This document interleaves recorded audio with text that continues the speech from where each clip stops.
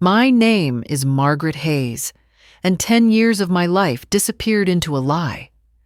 I found out my husband had another wife, another child, and another home, all while standing beside me, smiling for photographs, holding my hand in church and telling me I was the only one. People gasped when they heard the story, but by then, the damage was done. Betrayal doesn't knock on the door politely. It barges in, rips your life apart, and leaves you wondering how you could have been so blind. That's where my story begins, at the moment I realized the life I thought I built was nothing more than smoke and mirrors. But before I take you to the courtroom where secrets unraveled, you need to understand the foundation, the life I gave away, piece by piece, thinking I was building a family, when in truth I was building a cage. I grew up in Indiana, in a small town where everybody knew your name and your business. Folks believed in hard work and loyalty, in sticking with your family no matter what. I carried those values with me when I met John. He wasn't the handsomest man in town, but he had charisma. He knew how to light up a room, how to make people feel like they mattered. When he looked at me, I felt chosen. That feeling is powerful when you're young and dreaming of a life bigger than the one you were born into. I had plans once. I wanted to be a teacher. I even got accepted into a program at Purdue. But when John asked me to marry him, I said yes, without hesitation. He promised me a life of love, security, and family. You won't have to worry about a thing, he said. And I believed him. I gave up the program, traded textbooks for recipes and baby clothes because that's what we did back then. You married, you built a home, you raised children, and you supported your husband's dreams. And for a while, I thought I was living the dream. We bought a small house in a suburb outside Indianapolis. It wasn't much, but I made it into a home. White curtains, a garden out back, Sunday dinners on the porch. Our neighbors would wave as they walked their dogs, and we'd smile back like any other couple. People envied the way John carried himself, successful, charming, full of ambition. They envied me too because I had him. Or at least, that's what they thought. When our son was born, I felt like my heart had been split wide open with love. I stayed up through the nights, rocked him through fevers, clipped coupons, to make sure we always had enough. John would brag about how he could focus on his career because I was so steady at home. I couldn't do this without her, he'd say, at business dinners, and everyone would nod in admiration. I'd smile, feeling proud, but also invisible. My role became one of sacrifice. When money was tight, I picked up side work, babysitting, sewing, even cleaning houses, while John invested in his career. When his job required him to travel, I stayed home managing everything alone. I handled the bills, packed lunches, and never complained. I thought that's what love was giving, until there was nothing left to give. Looking back, the signs were there. He was always just a little too secretive about his phone. He guarded his briefcase like it held nuclear codes. He had excuses ready for every late night, every trip, every unexplained withdrawal from our savings. But I silenced my doubts, telling myself, trust was the glue of marriage. What kind of wife would I be if I didn't trust him? And I trusted him more than I trusted myself. That's the truth of it. I ignored my instincts, shoved down the gnawing suspicion, and told myself I was overthinking. Whenever I'd ask, he'd laugh it off. Maggie, you're imagining things. You've got to stop worrying, and I'd feel guilty like I was the problem. That's how manipulation works. It makes you doubt your own mind. Meanwhile, people looked at us like we were the golden couple. At church on Sundays, we sat together in the pew, hands folded, heads bowed. We hosted neighborhood cookouts in the summer fireworks on the 4th of July. Everyone saw stability. They saw love. They saw a man climbing the ladder of success with a supportive wife by his side. Nobody saw the shadows creeping behind the curtains. It wasn't just about John's charm. It was about how much of myself I gave up to keep that image alive. Every dream I had shrank smaller and smaller until I forgot they even existed. My friends used to ask when I'd go back to school when I'd start teaching again. I'd smile and say, "Someday." But someday never came. My someday had been swallowed by John's ambitions. I tell you this because people often ask, how could you not see it? How could you be so blind? And my answer is simple. I didn't want to see. Seeing meant admitting that the life I built was a lie, and that was too painful. So I pretended just like he did. I kept the mask on for the world, and in doing so, I kept it on for myself.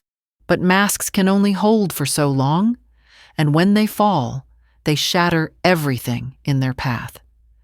The night I discovered the truth, the documents, the names, the hidden addresses, my entire world collapsed. That moment belongs to another part of my story. But know this betrayal doesn't just happen one day out of nowhere. It builds brick by brick in the silences, in the excuses, in the sacrifices no one notices until it's too late. I was a woman who gave everything, and I was about to lose it all. He didn't start by screaming. That would have been too obvious. No, John was clever. His weapon was doubt, a seed he planted in me day by day, until I didn't know what to believe anymore. The first cracks in our marriage weren't earthquakes. They were whispers, small, sharp, and easy to ignore if you wanted to keep pretending everything was fine. And God help me, I wanted to pretend. It began with his hours. He used to be home for dinner most nights, laughing with our son, asking me about my day. But then came the late meetings, the business trips, the calls he had to take outside where I couldn't hear. I'd ask simple questions. Who was on the phone? When will you be home? And instead of answers, I'd get a smirk or a sigh. Maggie, you worry too much. Do you want me to lose my job? And just like that, the conversation was over. I tried to believe him. I told myself that in America, men worked hard to support their families, and maybe this was just the price of success. But the price kept getting higher. Groceries rose and cost bills piled up, and our savings account, one I thought was our safety net, was mysteriously shrinking. When I asked about it, he brushed me off. Investments, he'd say, or don't you trust me? That question cut deeper than he knew. Because I did trust him too much. Trust was the one thing holding me together, and he used it like a leash. The loneliness crept in slowly. At church, people still admired us, still said how lucky I was to have a husband who worked so hard. "You've got yourself a good man, Margaret," they'd say. And I'd smile, nodding, though I couldn't remember the last time I felt like I had a husband at all. He was slipping away from me in small pieces, and I was left holding fragments of the man I once loved. Then came the money. I started noticing charges on our bank statement from places I didn't recognize: hotels, restaurants, jewelry stores. When I asked him about them, he got angry, not guilty. "Do you think I'd cheat on you? After everything I've done for this family?" His anger scared me more than the charges did. I learned to stop asking questions because each question made me feel smaller, more foolish. Neighbors noticed too. Mrs. Franklin, the woman who lived across the street, asked one afternoon if John was traveling again. "Seems like he's gone a lot lately," she said. Her tone was casual, but her eyes lingered. I laughed it off, told her he was busy with work. But I went inside shaking because I knew people were watching, whispering. In a small American town, everyone notices when something doesn't fit the picture. And then there were the women. He'd get phone calls late at night, and when I asked who it was, he'd roll his eyes. "Business Maggie." You wouldn't understand.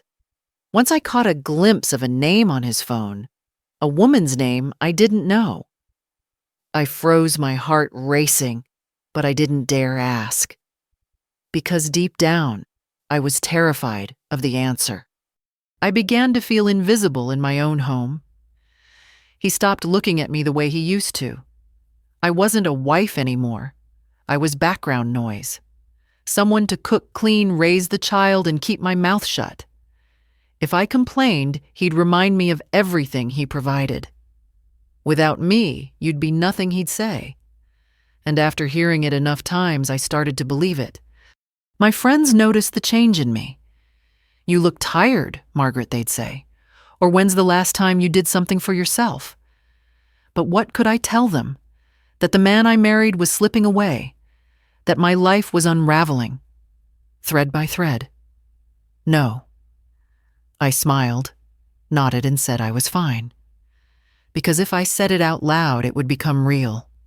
The truth is, I clung to denial because it was easier than facing the possibility that everything I built was falling apart. My parents stayed married until the day they died, through thick and thin.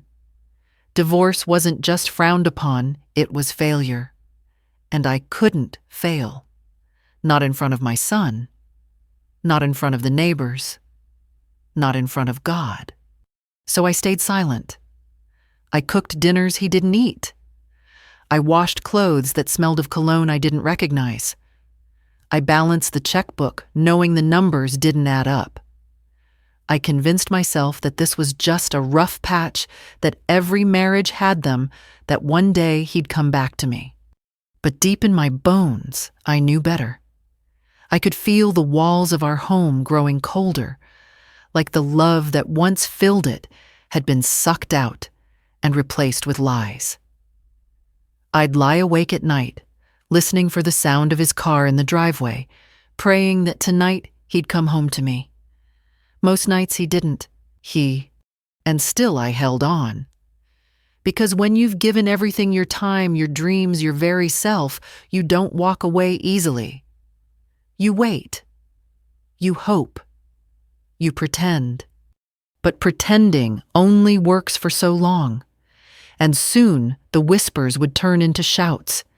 The secrets he thought he buried would rise to the surface. And I would find myself face to face with a truth I could no longer ignore. I always believed the truth would come to me in pieces, slowly, gently, like a puzzle falling into place. But when it finally arrived, it was a wrecking ball. No warning, no mercy. Just one crushing blow that knocked the air out of my lungs and shattered the life I thought I had. It started with a letter. I wasn't supposed to see it. It came tucked into the stack of mail on our kitchen counter, mixed in with bills and coupons. The return address caught my eye. It wasn't a company, not a friend, but a law office from another state. My hands trembled as I opened it. And what I read nearly dropped me to the floor. It was addressed to John, confirming a child support payment. A payment to a woman I'd never heard of for a child older than our son. At first I thought it was a mistake. Maybe it was a scam or some clerical error. But deep down, I knew. The pit in my stomach told me the truth before my mind could admit it. I searched through the rest of the mail, through his desk drawers, through the glove compartment of his car. And everywhere I looked, I found more. Bank statements with withdrawals I couldn't trace. Receipts from hotels in cities where he claimed he was on business. A photograph crumpled hidden away of him, standing beside a woman and a boy who had his same sharp jawline, his same blue eyes.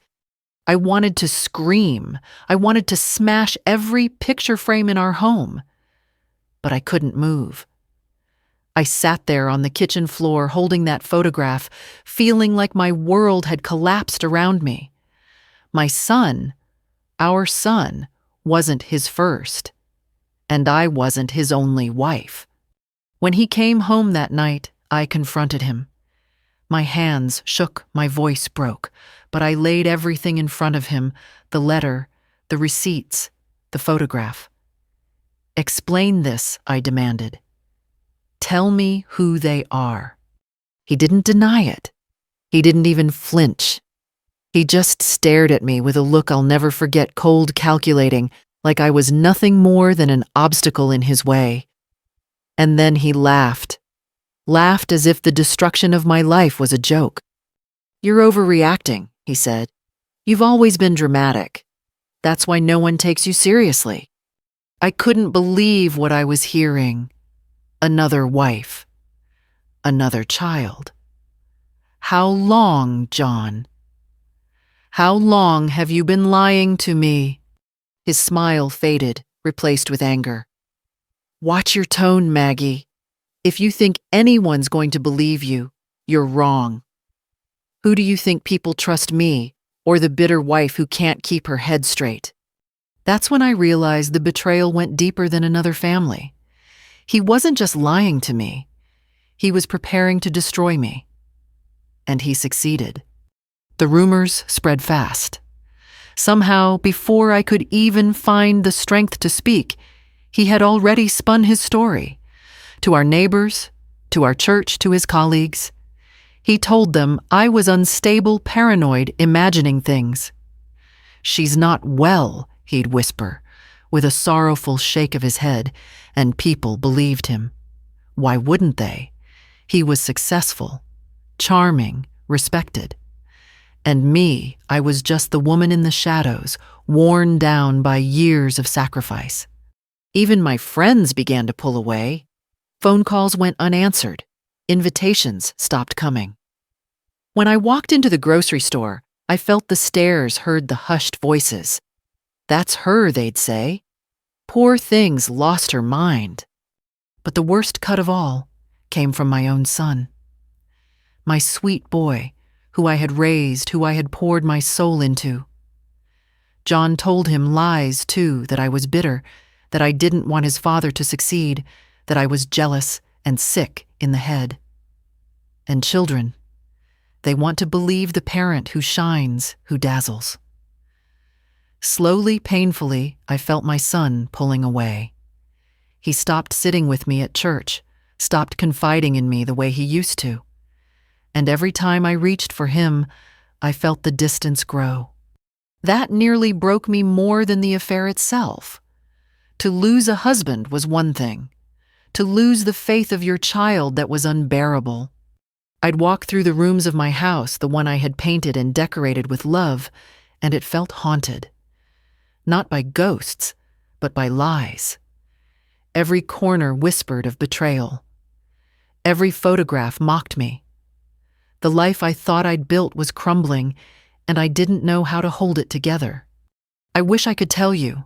I fought back right away, that I stood tall and strong. But the truth is, I fell. Hard. I cried until my body shook. I begged him to stop lying, begged him to tell the truth.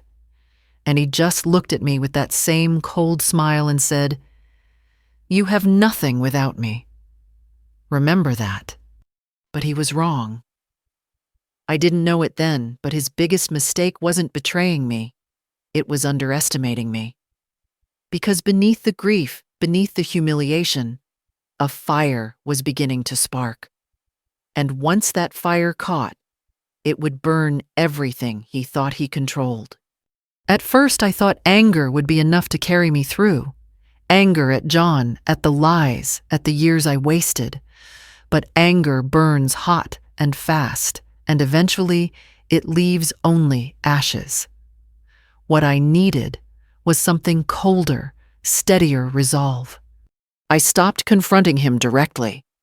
I stopped begging for explanations, stopped demanding truth. He thought I was broken, too defeated to fight. And I let him believe that. What he didn't know was that I had begun to collect everything, every shred of evidence, every careless mistake he left behind. I started with the finances. For years I had trusted him with our accounts. He told me not to worry, that he'd take care of us. Now I saw the truth. Credit cards in his name that I never knew existed. withdrawals from joint accounts that lined the pockets of his secret life.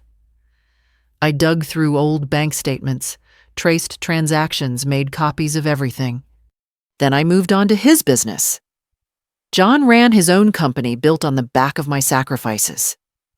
I had supported him through every late night, every early morning, every business trip that was now exposed as something else entirely. He always said his career stood on his own hard work, but I knew better. It stood on me, on my unpaid labor, on my silent support. And now I was going to prove it. I found irregularities in his expense reports, invoices that didn't add up, contracts that smelled of fraud. I didn't fully understand the legal terms, but I knew enough to see the cracks. I copied those too. But what hurt the most wasn't the money or even the betrayal with another family. It was how he used my love as his foundation. My savings drained. My name signed as guarantor on loans I never agreed to. My reputation sacrificed so he could shine. Every dream I had shelved so his could flourish. And when he no longer needed me, he discarded me like I was nothing. I thought of the nights I stayed awake, rocking our son in my arms while he traveled. The mornings I worked 2 jobs just so he could invest in his future. The dinners I skipped so he could eat better. Every ounce of myself poured into him. And in return, I was left empty. The loneliness was suffocating. Even my son, my own flesh and blood, had begun to believe his father's lies. When I tried to explain, he looked at me with doubt in his eyes, as though I were the one spinning stories. "Mom, maybe you're just imagining things," he said once, and the words sliced deeper than any knife. But instead of breaking me, that pain hardened into purpose. If I couldn't win their faith with words, I would win it with proof. Cold, undeniable proof.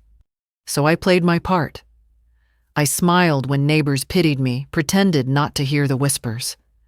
At home, I kept quiet, let John believe he had won. He strutted through the house, arrogant, smug, oblivious to the storm I was building behind the scenes.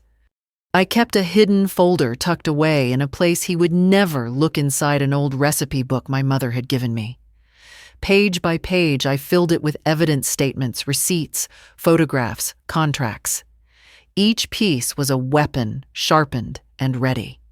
Some nights, when the weight of it all felt unbearable, I would take out that folder and remind myself, this is not the end. You are not finished. Because if John had taught me anything, it was how much strength a person could hide. He thought his secrets made him powerful, but mine would destroy him. I wasn't just preparing for a fight. I was preparing for war. I checked the last section to make sure the transition felt natural. You'd moved from gathering the first hard proofs into the decision to make those proofs count. Part 4. Closed with a fired-up promise, no more pleading, only strategy. Part 5 picks up exactly there, quiet, methodical, legal, and impossibly patient. I started by telling no one. You'd think that once a heart breaks, it flails outward, shouts, accusations, a public collapse. Mine did not. I folded the pain inward and let the quiet work do the shouting for me later. I learned quickly that revenge that depends on raw emotion is fragile. Revenge built on paper and procedure is durable. My first practical step was to secure the evidence. I took the hidden folder, the one tucked into my mother's recipe book, and made duplicates, 3 sets. One stayed locked in my nightstand. Another I gave sealed to an old friend who'd promised to stand by me no matter what, and the third I left in a safe deposit box at a small bank 2 towns over. You get careful when you've been burned by people you trusted. You get careful when you're the only one left to protect what's left of your life. I began with the obvious bank records. I spent afternoons at the kitchen table under fluorescent light magnifying glass, in hand, circling dates and amounts matching credit card slips to hotel names, to restaurant charges, to wire transfers that led nowhere in our household ledger. I learned to read the language of financial deceit: round numbers, transfers to shell companies, slight misclassifications on expense reports. John had always been tidy in his appearances. He hadn't been tidy with numbers. He'd assumed I wouldn't look that closely. He'd assumed correctly until I did. Next, I found my way to the county clerk's office. That is where an ordinary life intersects with the machinery of law. I asked for public records under the calm, indifferent gaze of a woman at a window who had seen every kind of heartbreak on that list. I did not tell her why I wanted documents for a corporation John had registered years earlier in a neighboring county. I paid the tiny fee and went home with photocopies that proved more than I expected: names, dates, signatures that connected John to businesses, and accounts that had never been explained to me. I began to see the scaffolding of his double life in plain black ink. I also learned to use other people's knowledge. My friend Anne, who I'd babysat for as a girl and who kept an eye on me when my son was small, became my anchor. Her husband worked in records at the courthouse. He showed me how to request subpoenas and how to follow a paper trail that likes to hide in legalese. He told me where to look for liens for corporate filings done just before tax season. When I explained my plan, Anne didn't gasp or speak in pity. She rolled up her sleeves like a neighbor who'd come to mend a fence, and she did it quietly. I visited a small legal aid center 2 towns over the way. A person goes to the doctor when a strange pain won't go away. The counselor there, soft-voiced with years of handling domestic crises, told me what to do and what not to do. Don't confront him with everything yet, she advised. Let him play the role he wants to play. Your job is to build an unshakable record. She walked me through how to request certified copies of bank statements, how to document conversations with dates and times, how to prepare a sworn affidavit without making statements that could be turned against me. It all sounded very dry and procedural, and then in the end, it felt like armor. There were small triumphs. I discovered a pattern of transfers from a company he managed to an LLC with a name that meant nothing until I checked the registration and saw the name of the other woman's father listed as an officer years ago. A hotel receipt bore a credit card number that matched one of those phony corporate cards. A few late-night calls on his phone matched the dates of transfers. Piece by piece, a map began to form. I also learned to use technology to my advantage. I took a basic course at the community college on digital record keeping, how to save emails, how to download transaction statements, and how to make secure backups. For someone who once thought that computers were glorified typewriters, I became oddly proficient. I labeled files in encrypted folders and created an index that made the papers easy to present. I would later be grateful for those careful, boring nights of organizing. Presenting evidence to a judge is not about passion, it's about clarity. Emotionally, the work steadied me. Each small victory, finding a receipt, confirming a wire transfer, was like laying the last stone of a bridge I could cross to a new life. I slept better on some nights because instead of replaying every betrayal, I was cataloging it. I was converting humiliation into facts, facts into a timeline, and a timeline into a case. Of course, the other side had its own defenders. Once John sensed the wind changing through an innocuous question from his accountant or a curious look from a banker, he became more guarded. He replaced his phone. He moved money in ways that were harder to trace. That taught me another lesson: as smart as a liar thinks he is, the quiet, patient person who wants the truth will eventually find the weak link. The liars burn themselves out, moving money, making excuses, reusing names. Attention cracks their polish. I didn't move alone. Anne stayed by me not as a shout of sympathy, but as a repository of common sense. We compared notes in whispers over coffee at the diner where we used to meet as girls. I called the legal aid counselor with questions that seemed small. What is the statute of limitations on certain claims? And she answered with the steadiness of someone who's seen many fall apart and then rebuild. We created a plan: gather, secure, verify, then act. And so I gathered, I compiled, I verified.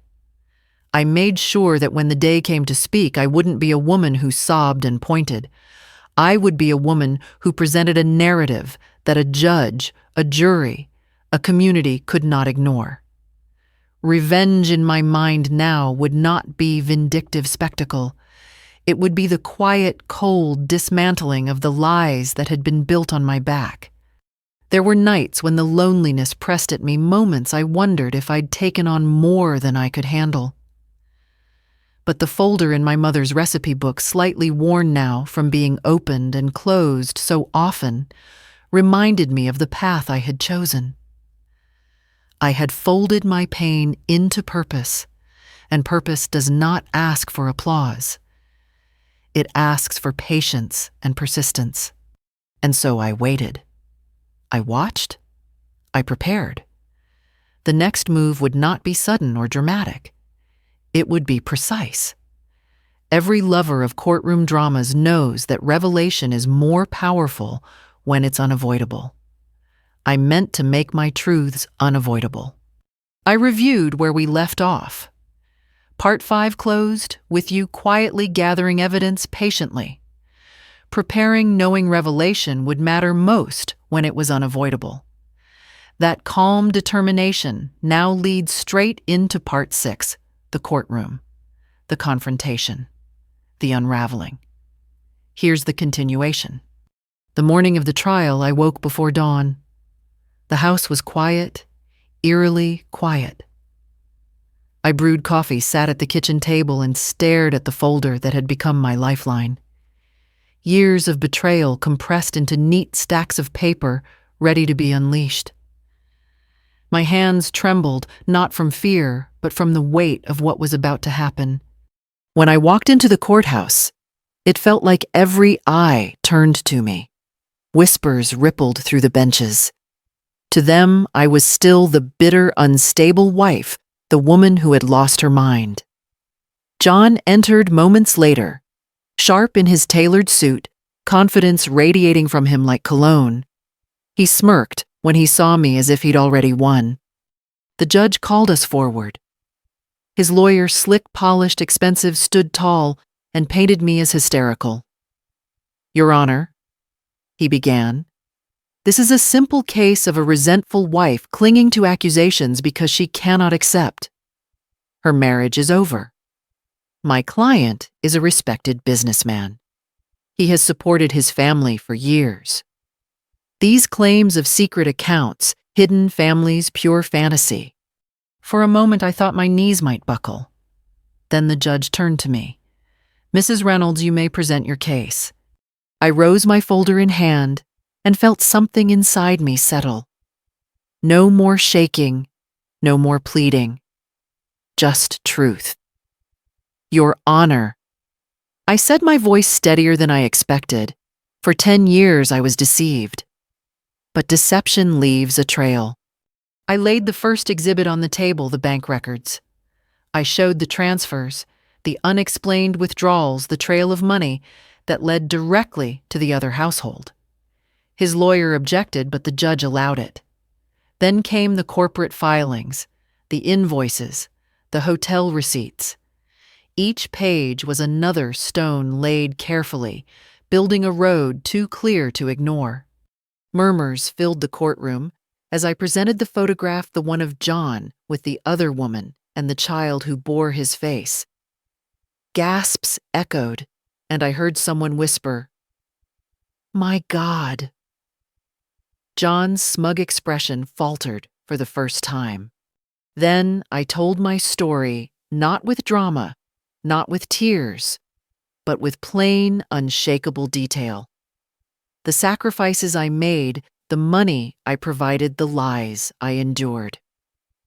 I described the night I found the letter, the way he dismissed me, the humiliation I suffered in my own community. His lawyer tried to trip me up, pressing me with questions meant to rattle me. But I answered calmly, each response anchored by the evidence in front of me.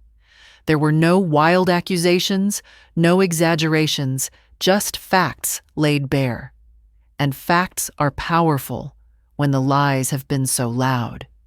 When John finally took the stand, he tried to charm the courtroom. He smiled, he joked, he insisted I was unstable. But under cross-examination, cracks appeared. He contradicted himself. Documents I had provided cornered him. His temper slipped. His arrogance betrayed him. The man who had looked untouchable now looked desperate. By the time closing statements came, the courtroom wasn't whispering about me anymore. They were whispering about him. The judge's ruling was swift and firm. The evidence was undeniable. The financial misdeeds, the secret family, the fraud, all of it laid bare. The assets he tried to hide were frozen. Custody arrangements were adjusted. His reputation, once polished, lay in ruins on the courtroom floor. As the gavel fell, I felt something I hadn't in years: validation. Not victory, not vengeance, but the simple acknowledgement that I had been telling the truth all along. The lies had crumbled under the weight of evidence, and justice at last had spoken. John didn't look at me as they let him out. His head hung low, his smirk gone. And I realized something then. Revenge wasn't about watching him suffer. It was about reclaiming my voice, my dignity, my place in the world. The courtroom doors swung open and I stepped outside into the sunlight. The air felt different, lighter, sharper, alive with possibility. I had survived the storm. Now it was time to rebuild. I looked back at part 6 before continuing. It ended with sunlight validation and the gavel's echo, a natural pause before the final act. Part 7 now needs to resolve the arc: reconciliation, moral reflection, and a gentle but heartfelt call to action for listeners. Here's the continuation. When I walked out of that courthouse, the world didn't magically fix itself. My bank account was still scarred, my son's trust still fractured, and the years I lost could never be returned. But the truth had finally been spoken aloud, where no one could deny it. That mattered more than I can ever explain. In the weeks that followed, the silence in my home felt different. Before, it had been heavy, oppressive, filled with unspoken lies. Now, it was simply quiet, like the calm after a storm. I spent time sorting through drawers, packing away remnants of the life I thought I had, deciding what to keep and what to let go. Some nights I cried over what was gone. Other nights I smiled, realizing how much strength it had taken just to get here. The hardest part was rebuilding with my son. He had believed his father's lies for so long. When the truth came out, I could see the guilt in his eyes, the confusion. One evening, he came to me, shoulders slumped like a boy again instead of a teenager. "Mom," he whispered, "I'm sorry I didn't believe you." I pulled him into my arms and held him tight, whispering back that it wasn't his fault. Children want to believe the parent who shines brighter. But now he knew the light he had followed was artificial. We started over slowly. Small conversations at the dinner table, walks in the park, quiet laughter over things we hadn't shared in years. It wasn't perfect, it never would be, but it was real. And real was enough. Neighbors who had once whispered began to look at me differently. Some apologized, others stayed silent, but I no longer cared about their approval. I had walked through fire, and I wasn't looking for pity. I was looking ahead. What I learned is this: revenge isn't about destruction. It's about restoration. It's about reclaiming the dignity someone tried to strip away. For me, it wasn't the courtroom verdict alone that mattered. It was finding the courage to fight for myself after years of silence. If you've listened this far, maybe you've carried your own betrayals. Maybe your wounds aren't the same as mine, but they've left you just as scarred. Let me tell you this: you are stronger than you think. The lies of others do not define your worth. And your truth has more power than you can imagine. I don't pretend that healing is easy. It isn't. But healing is possible. Even after betrayal, after loss, after humiliation, you can stand again. You can rebuild. You can forgive, not for them, but for yourself. So if you find yourself in the shadows of betrayal, remember my story. Remember that even in the darkest nights, you can gather your strength, your evidence, your courage, and step into the light. And if this story touched you, I invite you to share it, to reflect on it, maybe even to subscribe for more stories like mine. Not because I want numbers on a screen, but because I believe stories heal. They remind us we are not alone. My journey took 10 years, a courtroom, and 1,000 tears. Yours might take a different shape. But in the end, what matters is this: truth endures, lies collapse, and dignity once reclaimed cannot be stolen again. This is not just the end of my story. It is the beginning of a new chapter. For me, for my son, and maybe for you too.